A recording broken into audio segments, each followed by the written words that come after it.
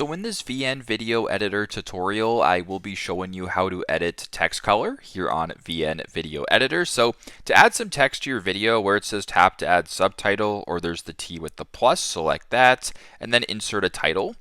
Once you're here, just select the text that you want to add. Now, by default, the text color is going to be white. So if I just were to type in text color like this, you guessed it, select the color wheel right in the middle. Then once you're here, you can go ahead and select the color. So you can slide this bar if you want.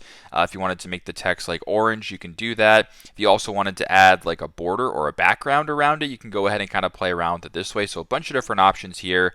Let's just go ahead and select this. You can also go ahead and select the color. Do what you got to do this way. So once again, if I were to go back here and select my color, and this looks good to go, I can go ahead and do that. I can make the text larger.